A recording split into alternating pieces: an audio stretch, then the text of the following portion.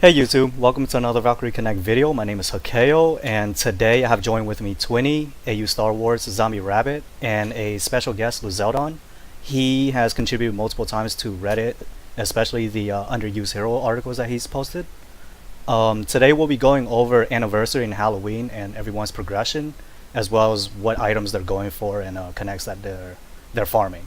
And after that, we'll be going over a new feature that's coming to Valkyrie Connect.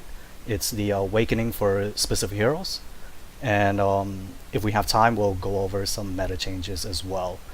So to start off, I want to ask everyone where you are currently in the anniversary, as well as the Halloween event, and which items you're currently farming for, or are you just going to buy everything out in the trader? And if so, what are your priorities? And I'll start with Twinny, move on to AUStarwars, then to Zombie, and then to Luzeldon, okay? So, Twinny, you want to start off? So my progress anniversary is, yeah, so far I really like it because leeching is really good now. Like everyone hosts, like actually you do have more hosters than leechers, so it's really good for leechers at the moment. So that's really nice. In terms of the items, in terms of progression that I have, I think I farmed in total nearly 30, like around 35k to 40k anniversary tokens, mainly due to the free stamina that we get that I used to host.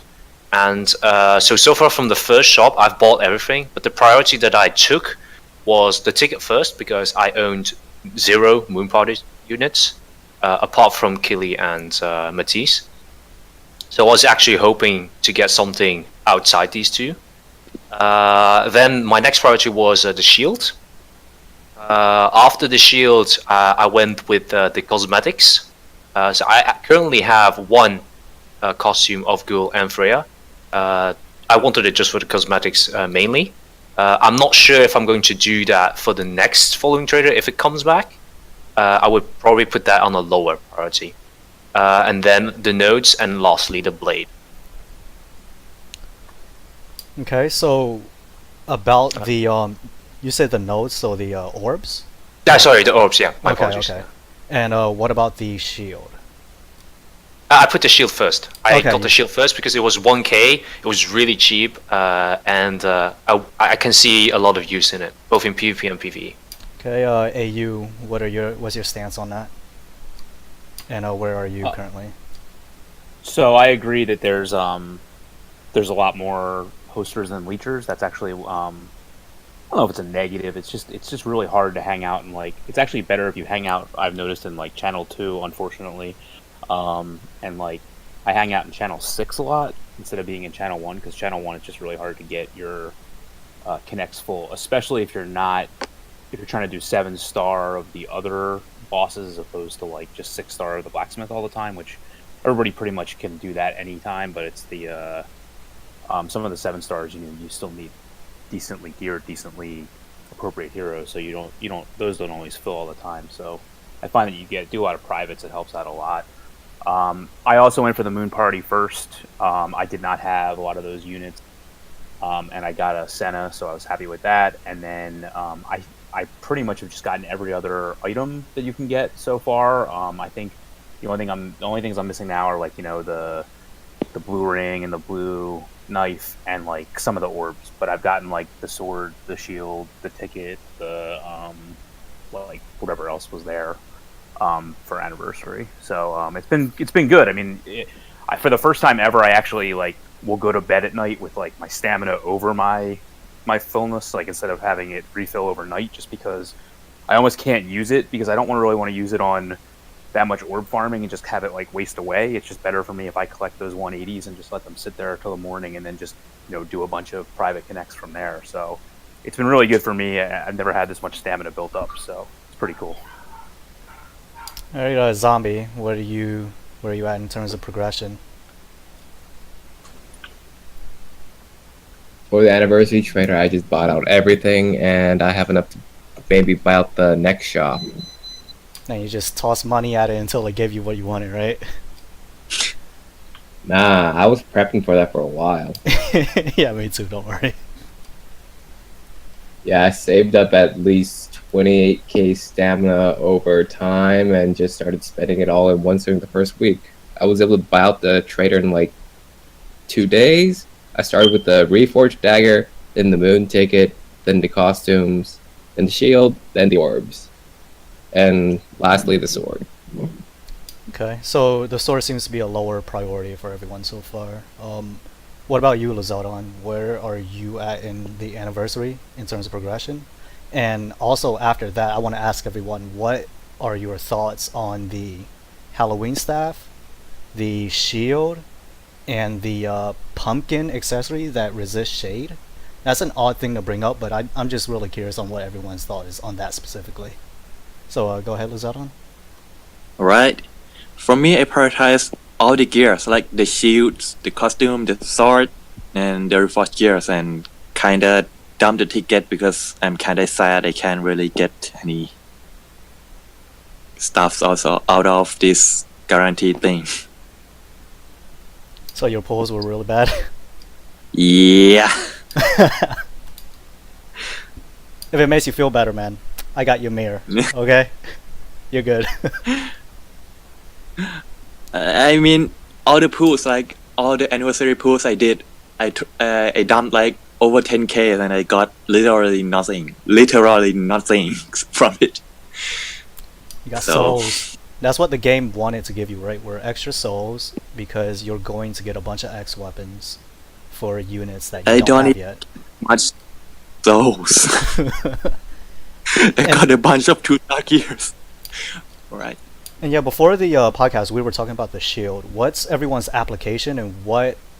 So a lot of people prioritize it, right? Why are you prioritizing it? What are you using it for, or under what conditions would you use it?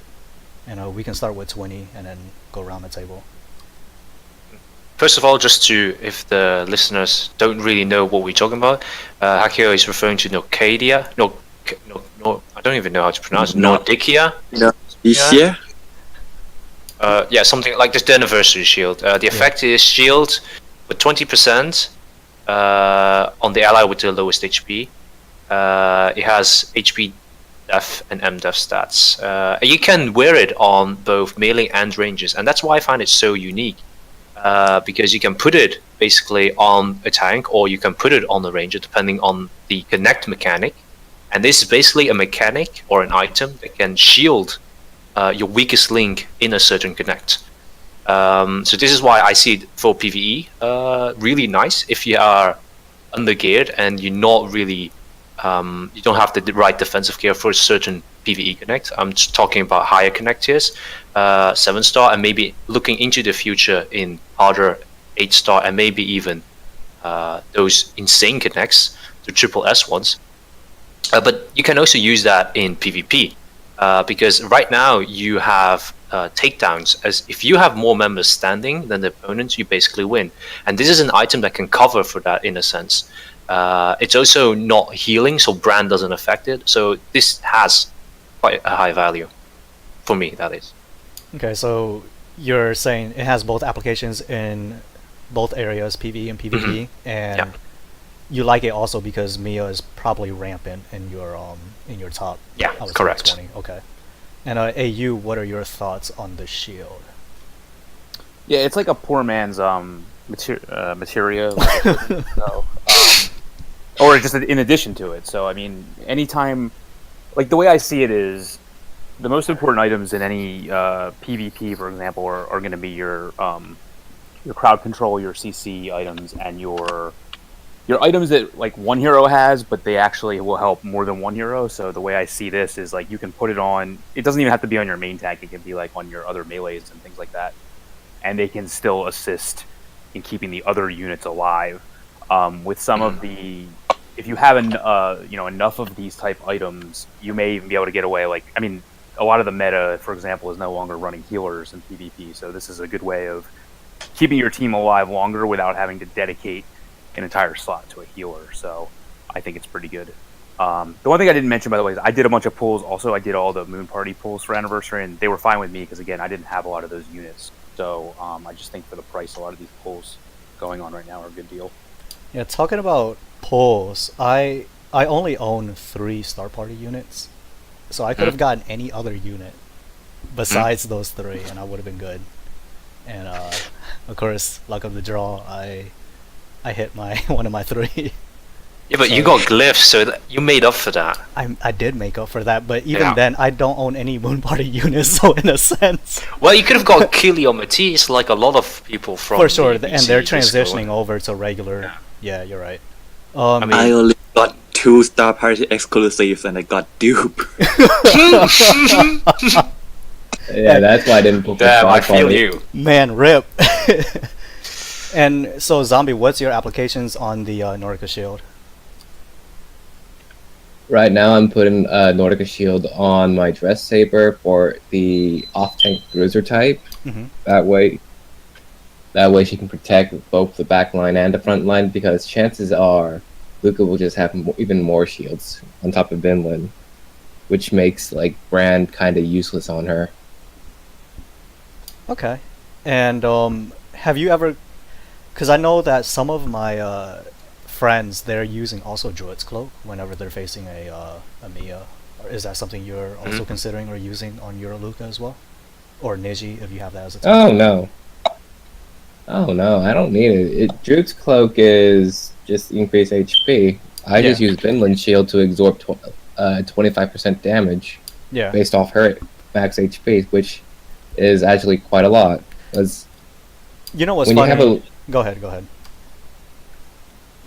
when you have a Luca near 70k HP with no rings up, it's kind of a giant shield that they have to get through for one turn.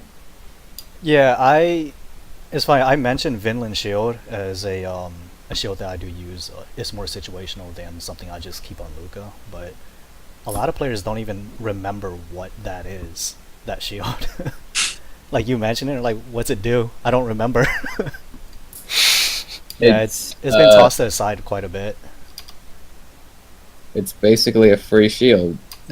Free shield that can take any damage on Luca and still make her live. It's there to delay Brand.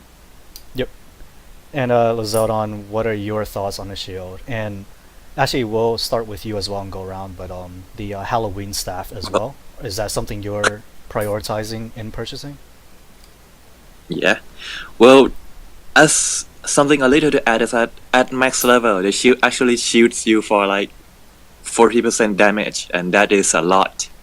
So having that on 2 of your lowest HP units, it's good. What else can I say? And the stats nice as well. You know, what about the Halloween staff? What are your thoughts on that one? Since it hits the highest magic attack, right? Yeah. Perfectly fits my team.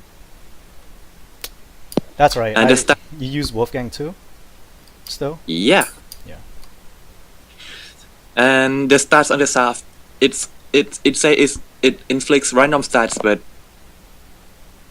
5 out of 6 that it inflicts is actually quite good. Like all of them are almost good. Like everything except poison.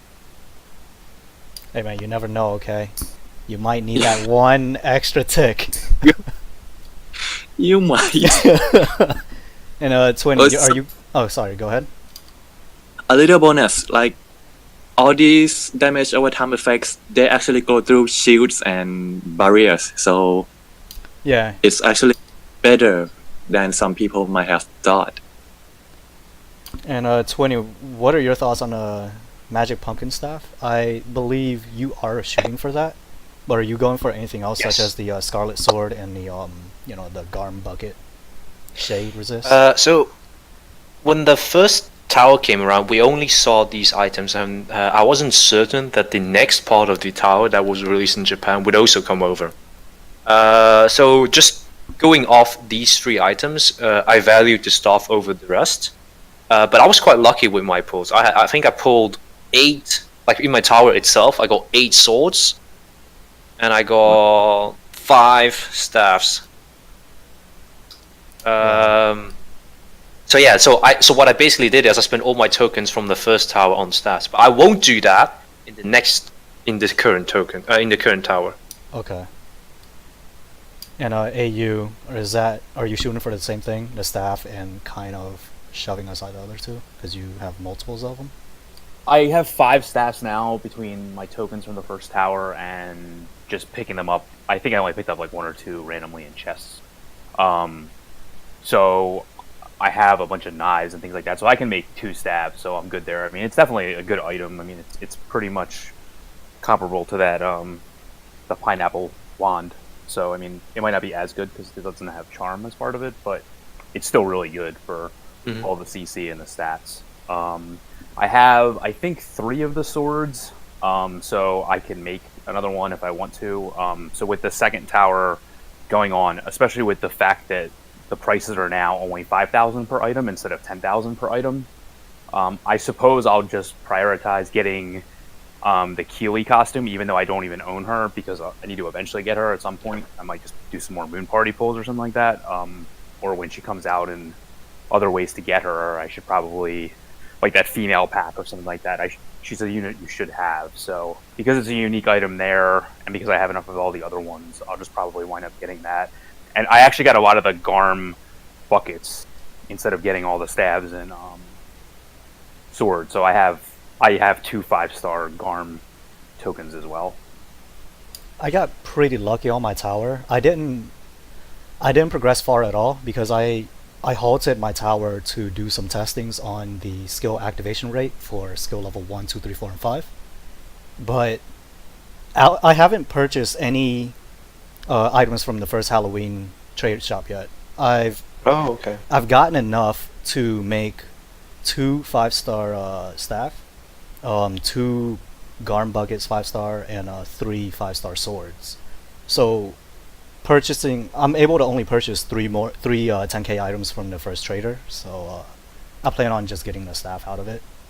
But my my tower halted at like 213 because I had to do some testings. It was 25,000 hit samples, so that pretty much took up the last week of the tower. But yeah, moving on from that, the Awakening is something that is coming out. The first Awaken units were said to be Odin, Golveg, and Skuld. And with the information that we do have, what are your thoughts on that, and how is that going to change the game currently, right? Because usually when you have units that are ahead of the curve in the game, such as, this unit gets the next tier of power, right? How is that going to affect the rest of the units, and are you going to also predict that collaboration is going to come back to have them awakened as well, or are they going to just sit in the back burner and it's only going to be the Valkyrie Connect units?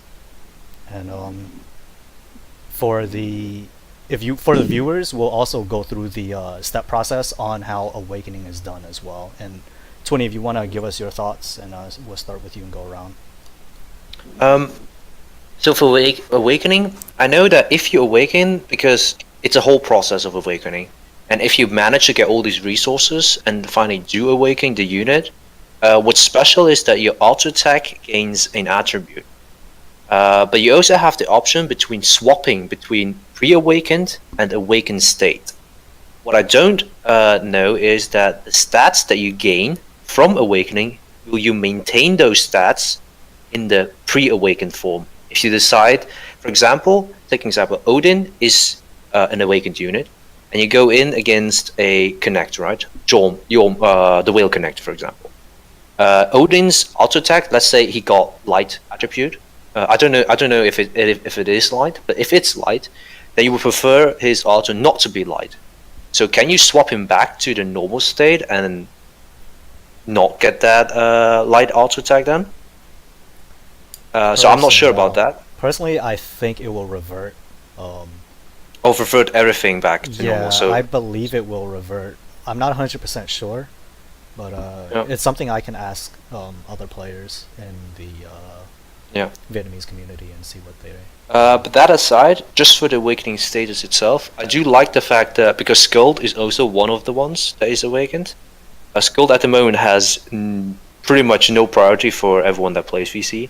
So her being awakened, and depending how much or how fast the rest of the awakening follows, she might be a good unit to invest in, and she might see more uptime in that time frame. So that's quite nice to see some units that are not popular might become popular. Okay, and what are your thoughts, AU? So the thing I really like about Valkyrie Connect compared to other gacha games that I've played is just the sheer amount of stuff to do in the game, like just the Connect boss type mechanic where there's just always something to do, no matter whether you have stamina or whatever the equivalent of stamina is in other games. So for me, the little bit I understand about Awakening just makes it sound like there's just so much more to do. And I like that aspect. I also like the aspect that it's not new units. So is assuming you have gotten your Star Party Odin at this point, and like you said, everybody has Skull, and I know we've seen Golbig, who I assume everybody has.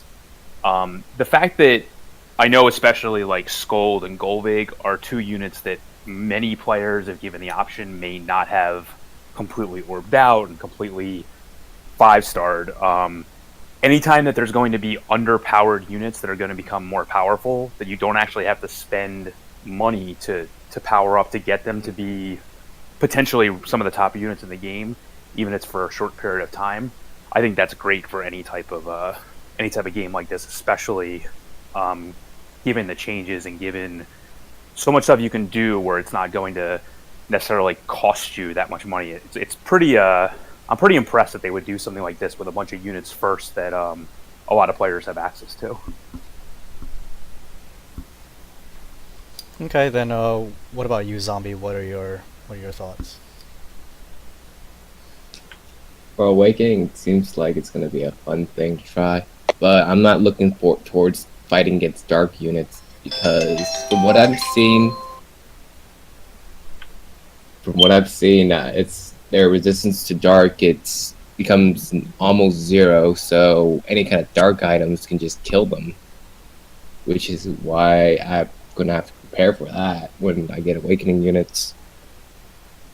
Okay, and Luzeldon, what about you and your stance on the upcoming Awakening? Well, yeah, the resistance actually, like, for Odin, from my feelings, he's actually worth resistance-wise, like, right? So it's not really too much of a step up ahead, and more like, well, he got more stats, but weaker resistances, so I don't think it's...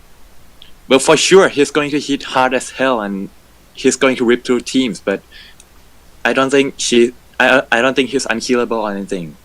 So yeah. Okay, so and Scout. Sorry, so you don't think he'll be over the top, is what you're saying? He will, but he's not going to be unkillable or Okay, anything. gotcha. Okay. Yeah. And what about Skull and Gold? I haven't seen Gao's stat yet, so I can't tell much. But for Scout, she's pretty much in line with other 3-star units right now, so I like it. In line, as in, well, you're the only player I know that that mains Skull. I meant Scout. If you can enlighten everybody on that, because I know you've hit rank 1 multiple times in your group, and Yeah. tell me what differentiates Skull from every other unit. Like, what made you choose her, or was it just because she's waifu status? I'm going to beef her up and see what happens. I actually swapped her out a while ago, but Oh, the reality hits. French. sure, I'm going to go back to using her after she awakened. But yeah, for now she's... I see your mentality now. Yeah, but what I mean in line is like her stat line. All her stats, they're pretty much at the same level as what we would expect from 3-star units today. So, Okay. and yeah, a bit about the awakening process. We might, for us who's like capped in everything and only have to grind things, it might seem like we have to go back and grind connects and hero quests again just for the awakening. But for people who are on the way, they're going to do these things anyway. So it's like they kind of get it along the way. So once they max scout, they're already quite possible. prepared. Yeah. Yeah. Okay, and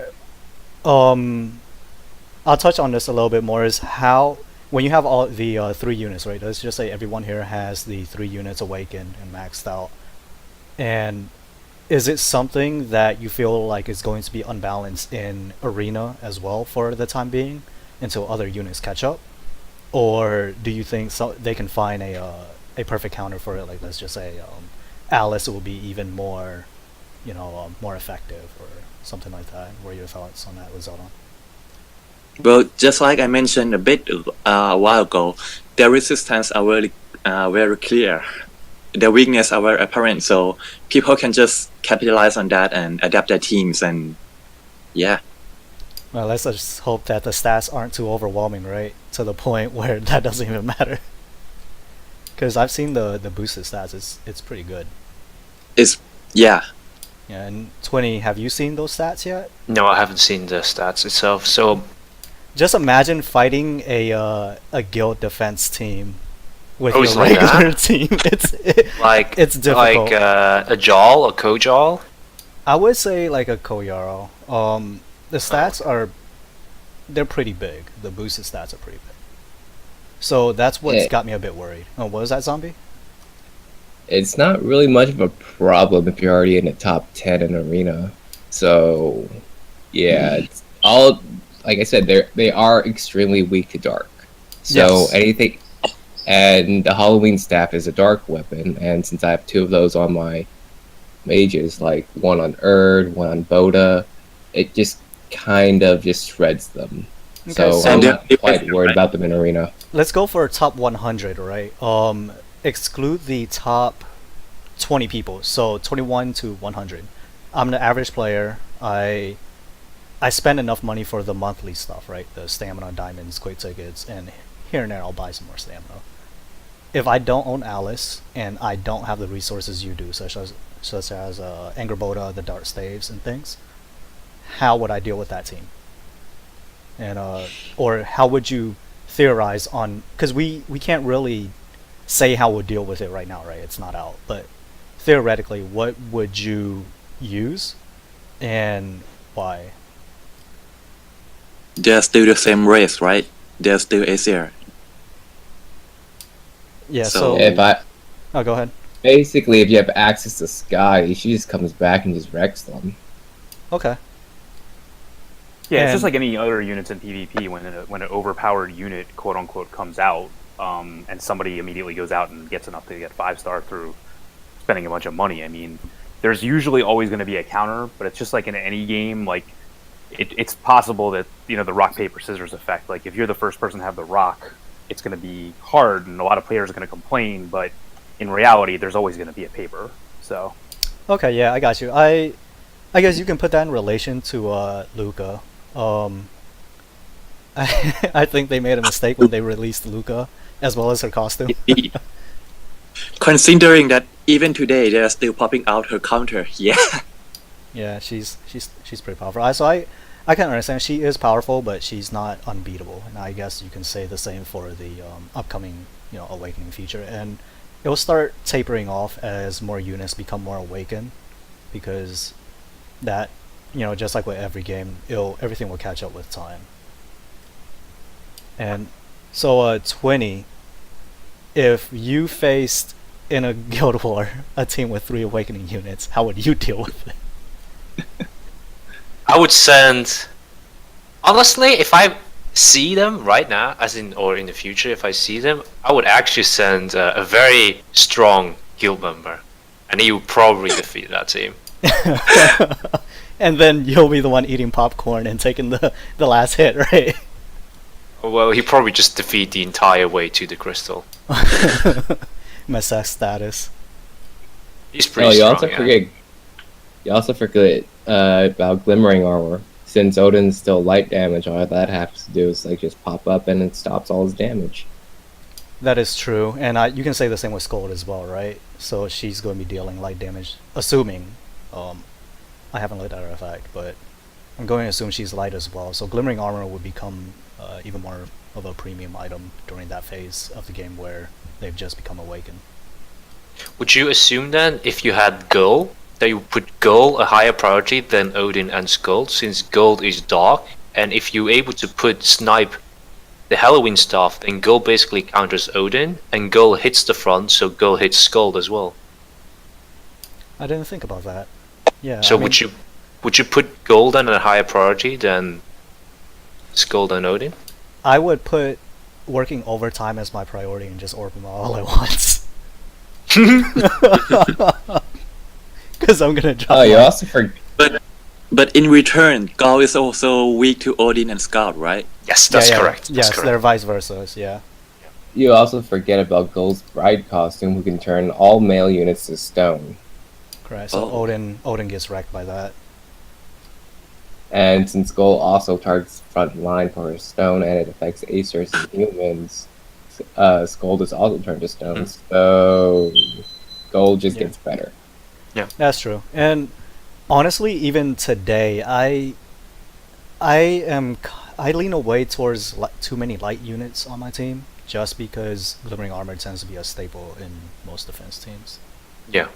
Rarely, especially in the top 10, I don't think any of the top 10 would each of them have glimmering armor no matter what. It's just because of that. And I mean, it sucks, right, when you see, let's just say you're Odin, which I don't own, but pretend I own him. You know, he deals 0 damage to, 3 out of the 2 units. 5 units. It's crazy. And with that, I want to go over, I'm going to make a video on it as well, as the skill activation on items. I realize it does go up, but only on 4 and 5. So you know how when you look at a weapon or armor, you look at the skill level 1, 2, 3, 4, and 5. I've done a 5,000 sample size for each of the levels, and 1, 2, and 3 are 50% roughly. I got a few 51%, but that's probably just because my sample size is pretty small. And 4 and 5 roughly activates at 60%. Of course, I would get a more accurate reading if I went up to 10,000 samples per level or 20,000, but I'm going to assume 1, 2, and 3 are 50% activation, and then when you get into 4 and 5, they're 60%. Luzeldon brought up a good point, but it's not something I would test. He believes they're item specific, right? Like, Winged Helm Yes. will proc at a different rate than, say, Glimmering Armor, or things like that. And another thing that popped in my head: do premium items have a different proc rate than mana items or whatever? And that is not something I would test. So the test is under the assumption every weapon and armor are treated equally, and that their activation rates aren't changed throughout what tier they are, I guess is the word. But, Excluding the that the game says itself that it has lower rate, like correct. Like I didn't test Kanon's canon, right? Because it has that text in her description. So if I wanted to test that, that's a standalone test I would do specifically with her. And I don't know. I thought it was an interesting thing. It honestly won't affect many people's gameplay because you're always shooting for the top skill level anyways. So, but I thought it was interesting data that, from 3 to 4, it jumps up 10% of the skill in activation. But other than that, how has everyone's arena been going? Because I know in mine, the Alice has been pretty much everywhere, to the point people are avoiding the using too many Azers in their on their team. Is that the same for your bracket, Twinny? Yeah, you see quite a lot of Alice on defense, especially the higher you go up. If you're lower, because I mostly hover around 50, you see a lot of you don't always see Alice teams. But if the higher you go up, you do see a trend in higher increase in frequency of Alice. Do I swap my team out? Well, of course, I try to put lower aces in, but I do have a limited amount of units that are orb, so I can't really swap up my team at the moment because I'm focusing more on Angerboda instead of on PvP team. Okay, so you're right now focused on a Connect more than just... Yeah. As long as you can hover the top 50, you're okay. Yeah. Well, right now my focus is Angerboda, and that focus is just to get Zombie to carry us, right? That's how it works. My Don't worry, my gear got better. my blue frame Sena can hopefully survive until you kill everything. Balder, up in the house, because I still don't own Erd. You're gonna have a good time, Akio. If I wipe once, then I'll just I'm finding a replacement for myself. But yeah, Zombie, how's your bracket been going? Because I know yours is pretty hectic. People change around a lot. I'm not seeing Alice as much because my bracket, we hardly use Aesers and Therians. We're mostly using Jotuns, humans, and dwarves. Okay. So there's not really much of an impact on your end. It's just people are changing their team because they're countering the opposing person who's trying to take their spot.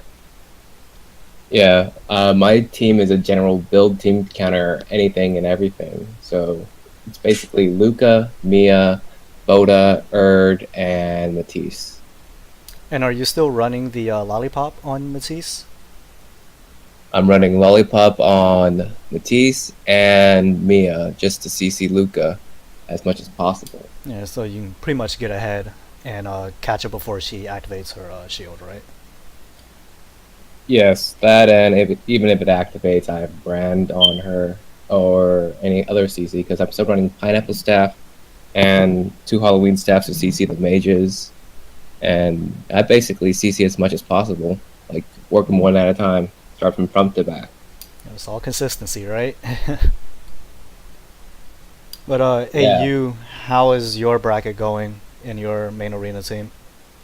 I've just been trying to maintain top 100 and top 300 in Grand Arena with all the stuff going on. I've had to make decisions as to who I'm going to orb up and who I'm going to equip up, so I've just been trying to just maintain that. I haven't even really gotten to the metagame aspect of what goes on in Arena as much as I should, considering I know how many free diamonds you can get out of it, but that'll be my focus after the anniversary event. The events is just too good to let go right now. Yeah, there's just too much to do where it's like, the game never gives you a break, so I haven't been able to get to that point yet. I don't think that's gonna happen anytime soon because right after anniversary you have AOT to look forward to, holiday to look forward to, with the New Year stuff. It's crazy. Yep. And Luzeldon, how's your bracket? I know you run a pretty awkward team, I guess. I don't have a better word for it because I don't see many people run your setup. If you can tell everyone your team setup and why you chose what you chose, and Alright. yeah. First, my group is not affected by Alice at all. Probably because nobody used Acer and Therians, but yeah. Next, my team. Currently, I run Fenrir Tank, Ayame DPS, Miku, Hell, and Wolfgang. The reason I picked these heroes are they hit the mages, and that's what I aim to kill. Cause right, the threats right now are like Angoda and Odin and Ama, right? So they're all mages, and I kill them first. Okay, and is your are you currently running the Halloween staff as well with Valhalla staff and Nico to hit the lowest HP as well? And Dread Dress too, and Barbecue Sword, and Okay, so pretty much everything to hit midline. I get hit the mages. Yeah, and what rank are you normally holding on to normally daily on average, right, throughout the week? What rank are you normally holding? I usually stay on top 10 if I don't sleep on it, but sometimes I'm just too tired because it's almost morning. Right now I'm ranked 8 and I'm shooting for 1, so Okay. good thing. For Grand Arena, I aim for top 100 and not higher because it's hard. Yeah, that's how I am currently. It's just top 10 for me and then top 100 for Grand Arena. But yeah, we'll wrap it up, and for all the viewers, all of the Awakening information, I'll provide the link in the description below. And as well, thank you everyone for coordinating the time to get on here and being able to do the podcast. And if you like the video, please like the video. If you like this type of content, please subscribe. And if you want to follow me on Twitter, I'll provide that in the link below as well. And if you're not involved in the Valkyrie Connect community, I'll provide a link in the description for the Reddit and Discord. And once again, Twinny, Zombie, AU, and Luzeldon for taking your time to be on here. And with all of your information as well, it's good to see a different perspective on everyone's progress as well as thoughts on items. But yeah, until next time, take care.